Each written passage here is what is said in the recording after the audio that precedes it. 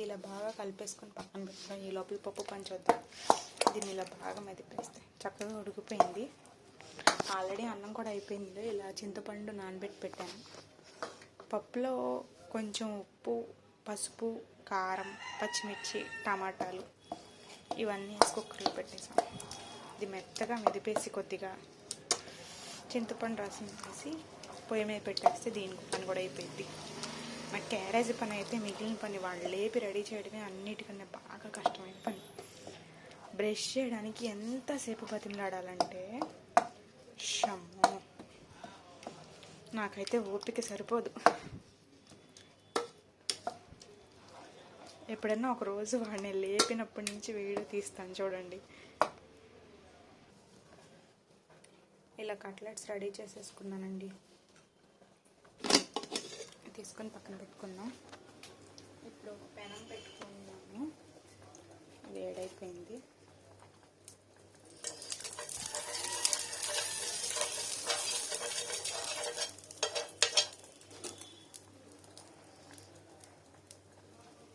జాగ్రత్తగా ఇలా పెట్టాలి.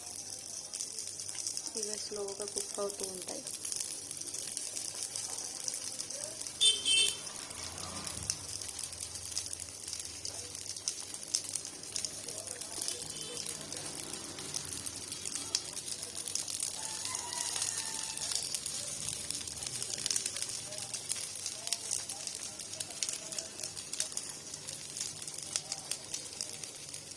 చాలండి. ఈ పక్కన పప్పు ఏమో చింతపండు రసం వేసి కాసేపు పైన పెట్టాను. ఇది మరుగుతూ ఉంది.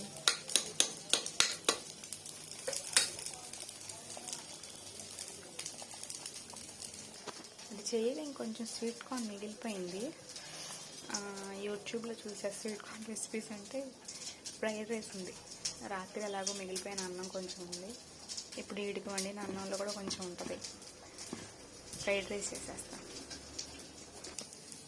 ఇది పప్పు తిరుమూతికి పెట్టాను. ఇంత చిన్న టెక్స్చర్ ఏంటంటే నాకు భలే ఇష్టం. నూనె పోసి పెట్టాను. నాకు నూనె వేడవుతుంది.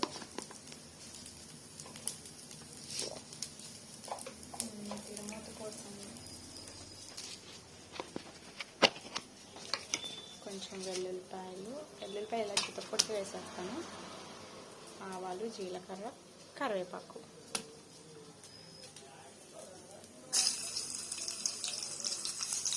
కొంచెం ఆవాలు, కొంచెం జీలకర్ర,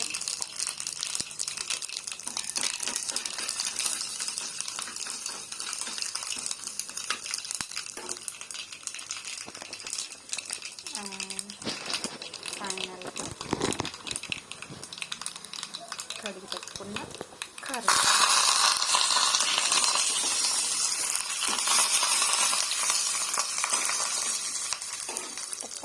అంటుంది కదా. దీన్ని తీసుకెళ్ళి మనం పప్పులో వేసేద్దాం.